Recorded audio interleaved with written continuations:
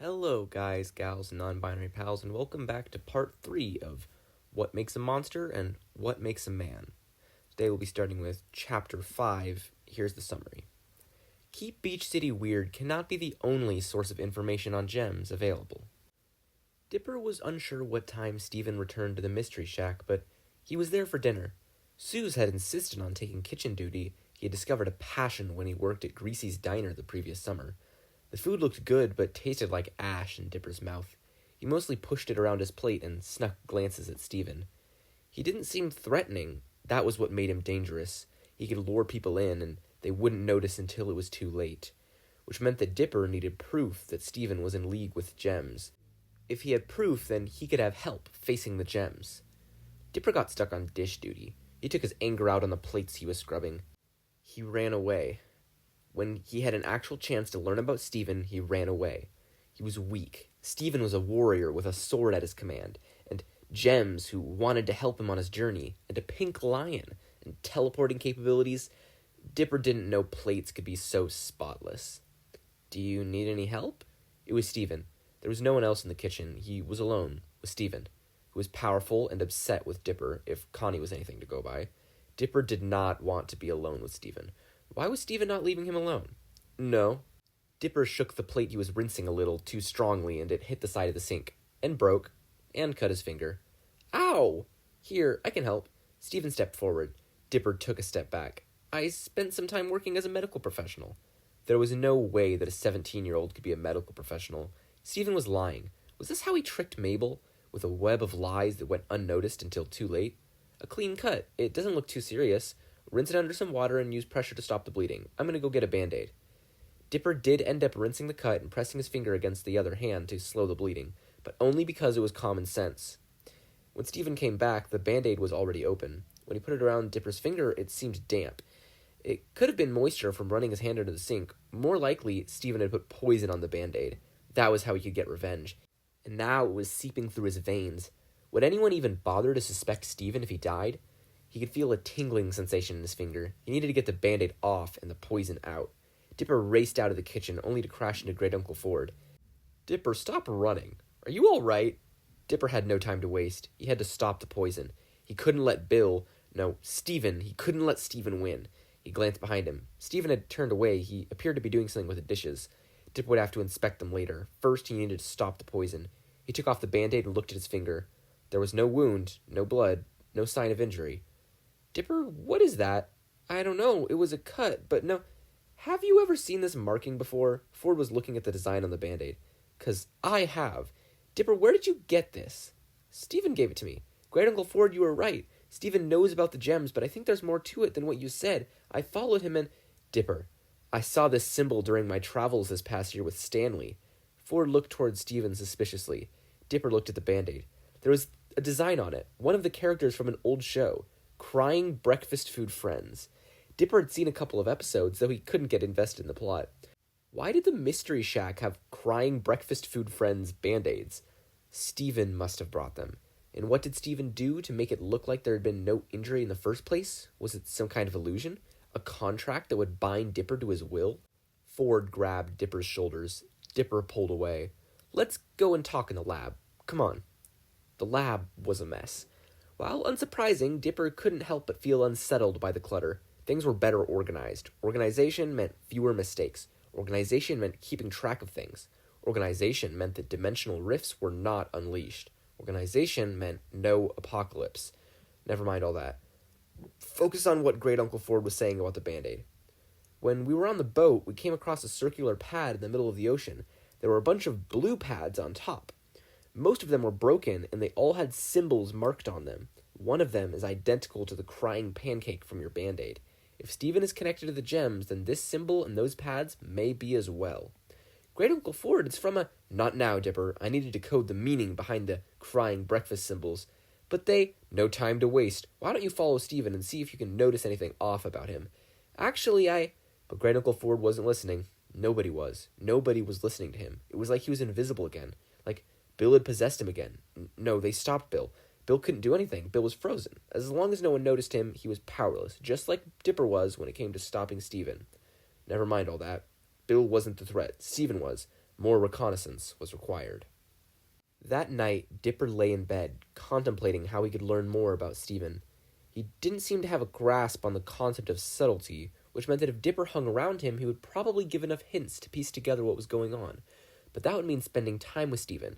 Dipper did not want to have to face him alone. If last summer had taught him anything, it was that he needed Mabel. He looked over at her bed. He could reason with her. His sister had merely missed the signs that Stephen was dangerous. If he explained the situation, she would be happy to help him in his sleuthing. But how to make her see just how much of a threat he posed? Calling him a monster wasn't enough. He had to do something more. Stephen seems similar to Bill. What? Dipper, come on. You're being paranoid. Name one thing that Stephen is like Bill. Well, they both just showed up, and both of them were weird enough that they can't leave Gravity Falls. They both just showed up, and both of them were weird enough that they can't leave Gravity Falls. They both got involved with our family, and they have powers we can't understand. They're both dangerous. Maybe if you want to understand, you should ask Stephen about it, instead of following him around. It's creepy. But Mabel, he has to be stopped. What about the star? A star is just 10 triangles. Stephen could be 10 times more powerful than Bill. Stephen doesn't seem bent on destroying reality, so it doesn't matter what kind of power he has. He just wants to relax. Get out and see the world. What's wrong with that? She was still missing the point. How could she not understand? This was pointless. He could do it on his own. He would just have to make her understand. You know what? Never mind. Good night, Mabel. Dipper did not sleep. His thoughts were racing. Every time he managed to drift off, Bill was there, taunting him. How can you stop me if you don't exist? Eventually, Dipper gave up and snuck onto the roof to watch the sunrise. He pulled out his phone and looked at the blog. Maybe he could find other sources on the gems. If they were widespread enough that they had facilities in the middle of the ocean, then the blog couldn't be the only thing available about them. This time he tried searching Steven Universe. A video came up, a jumpy recording of a broadcast. Dipper had nothing better to do, so he started the clip. It opened on a book titled Steven Universe. Perhaps it was similar to the journals, except dedicated solely to how dangerous Stephen was and how to stop him. Once upon a time, the gem homeworld was ruled by diamonds. White, yellow, blue, and the littlest diamond, pink. This must have been referring to the Great Diamond Authority that Keep Beach City Weird had talked about. While the other diamonds conquered many planets across the galaxy, Pink had only one, the planet Earth. Pink Diamond ruled the planet Earth. The planet Earth was under gem control. Humanity was under gem control.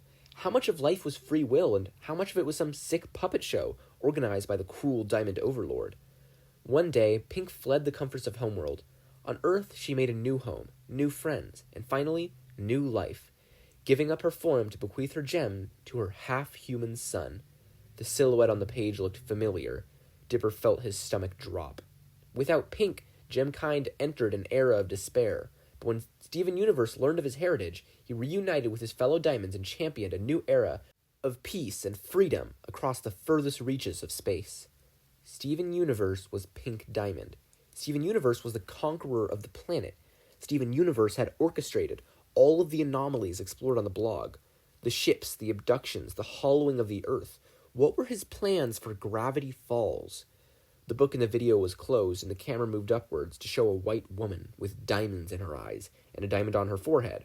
White Diamond.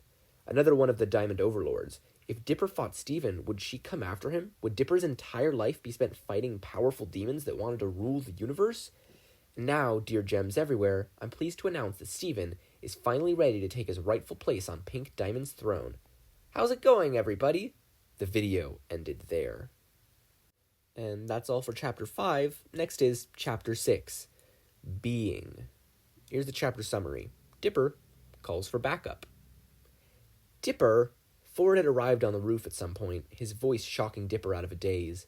Great Uncle Ford, I figured it out. There was this video online, and I figured out what's up with Steven. Calm down, Dipper, I saw it too. That's what I came to tell you, and now that the mystery is solved, you can go back to having a normal summer. But what happened next? The video can't end there, can it? There has to be more. What does Steven want? Why is he in Gravity Falls? Why don't you ask him? Oh, that reminds me. I wanted to ask about what happened after they formed Brunch. Great Uncle Ford, what are you talking about? Why, the mystery of the crying food, of course. It turns out it's from a show called Crying Breakfast Food Friends. Steven used to post reaction videos to them, and guess what? The two meals joined together to form Brunch. But the video ended there. I am curious to know how the other fans took this development and wanted to ask him. Crying breakfast food friends. Ford was talking about crying breakfast food friends. He didn't know that Steven was a galactic ruler of Earth. He cared about something that Dipper could have told him. There was no one who was willing to help or listen. Steven was becoming more liked by the moment. Why could the threat not be Bill again? At least if it was Bill, people would be willing to help him. He needed someone who knew nothing about Steven Universe. Somebody who wouldn't be swayed by his deception, who had the firepower to take him down. It would be risky. There was a chance that they would remember and take Grunkle Stan away. But if he did not do this, then Steven would be free to destroy everything. His family would understand he was doing this for them. Dipper flipped through his notebook. He had written it down so that he had it, but never thought he would contact again. Dipper took a deep breath and pressed call. Dipper didn't talk at breakfast. He couldn't bring himself to speak. Mabel asked him what he thought of her newly bedazzled sweater. He managed to give her a thumbs up. Dipper watched Steven at work. Could Steven read minds? Did he know what was going to happen? Would he go to Bill for backup? Dipper had to make sure Steven stayed at the Mystery Shack. If he left, everything would be ruined, which meant watching Steven sweep. Grunkle Stan walked into the room, half humming, half singing, something under his breath. Both Steven and Wendy looked up. Mr. Pines, I didn't know you were into Sadie Killer. Who? Sadie Killer and the Suspects. You were singing one of their songs. Sadie Killer and the Suspects. Wendy had played a few songs for him last summer, and while he wasn't a huge fan, it was better than Rodney's singing. Wendy, that is ridiculous. I would never listen to any band you like. This song is by Mr. Universe. But you were singing Let Me Drive My Van Into Your Heart. That's Sadie Killer and the Suspects. It's not as popular as ones like The Working Dead, but I recognize it. Let Me Drive My Van Into Your... Wendy, that's a Mr. Universe classic. Actually, guys, they both... Steven tried to say something but was cut off. If Grunkle Stan and Wendy stayed focused on the conversation, Steven wouldn't have a chance to further ensnare them. I've never even heard of Mr. Universe. I went to a couple of his concerts back in the day. His show in Aquatown was amazing. He gave me a free CD, Space Train to the Cosmos. From the moment that I hit the stage... Mabel burst into the Mystery Shack from the living room. Is that the Pepe's Burger jingle? Mabel, come on. Mr. Universe would never sell out like that. And this sapid Miller probably stole his song. Actually, he's their manager. Steven interrupted the discussion, a look of amusement on his face. And Marty is the one who sold the rights to the song. Kid, please don't tell me you're another conspiracy theorist. 2 in the family is enough. Conspiracy... What? I know absolutely nothing about conspiracies. Absolutely nothing. How could no one else recognize that Steven was suspicious? Anyway, I know because Mr. Universe is my dad, and I was involved with Sadie Killer and the Suspects in the beginning, but things came up. You're related to Mr. Universe? I thought that was a stage name. No, he got it legally changed for reasons. He ended up settling down after he met my mom. A few years ago, he became the Suspects manager, and right now he's touring with Sadie and Shep. No one seemed to know what to say to that, and before anyone got a chance to ask Steven questions, Ford burst into the room. Stanley, you need to go. Now. A couple government vehicles just pulled into the parking lot. Dipper pushed down his panic. This was a good thing. They would deal with Steven so he didn't have to. This was what he wanted. What's wrong with the government? Steven, I know you're new, but practically nothing here is legal, Wendy said, closing down the register. We need some way to stall for time while we get everything cop-proofed. Stanley, what we need to do is hide. I can go distract them. Steven grabbed a pen and wrote something down on the back of a wrapper. If something goes wrong, call this number and tell Connie that Jam Bud is in a jam. Don't worry, I have practice with the evil government thing. Steven, you don't have ID. You shouldn't be... Ford called, but Steven was already out the door. Dipper shook his head. This was what he wanted. Why was he upset? Pushing down the guilt in his throat, Dipper helped put the shack in lockdown. By the time they were done, the government officers and Steven Universe were gone. We have to go and get him. They could have taken him anywhere. Should we call the number? What were they even doing here? You wiped their memories. They had no reason to come back. Did it wear off? I called them. The silence that followed was louder than everyone talking. Dipper took as deep a breath as he could manage. I called them because something is off about Steven and none of you bothered to notice. And I couldn't let another Bill happen, not when I could stop it. Dipper? Mabel's voice was soft. It was somehow worse than anger. How would you feel if after we went home and we were jumping at everything and woke up screaming and refused to be separated, someone called a mental institution and got us locked up? We know Steven is weird and probably insanely powerful, but he seems to be on the run, so we were happy to let him think he was doing a good job hiding things. In some of the videos he posted, his house was being attacked, or there was some sort of fight. He treated it like a normal occurrence, a mild inconvenience at best. He's been involved with the gems and their missions from a young age, fighting in a gem war for the good of humankind. The kid has a strong moral code, is willing to break the law, and has gone 17 years without the government knowing he exists. You might not be able to hear it in the attic, but he will wake up crying or screaming. He actually puts in an effort working at the Mystery Shack. Dude, some of the stories he tells the kids are way too complicated to be made up, and the pictures they paint aren't pretty. Dipper felt sick. The problem was not that no one noticed what was wrong with Steven. The problem was that Dipper couldn't give him a chance. He was stupid, horrible, wrong, disgusting. Why did he think he could do anything? Bill was right. He was a mistake. Wrong, wrong, wrong, wrong. If that's not enough, the government having him means you'll never be able to get the full story. So, help us find him. Mabel thought that he cared more about solving a mystery than Steven's life. And thinking about how he acted, she was probably right. Dipper had done this. Dipper had ruined everything, which meant Dipper had to fix it. This was familiar territory. He and Mabel had a common enemy. The mystery twins were back. He's still going to be within town limits. The barrier means they can't take him out of Gravity Falls. They're probably holding him at the police station, like they did with you, Grunkle Stan. If we want to free him, we need a plan. And that's the end of Chapter 6. Something I've really liked about this fic is the names of all the chapter titles. The fact that they're all the lyrics for Rebecca Sugar's Being Human. I just think that's really cool. Anyways, chapters 7 and 8 will be up soon. So thank you so much for listening, and patch out.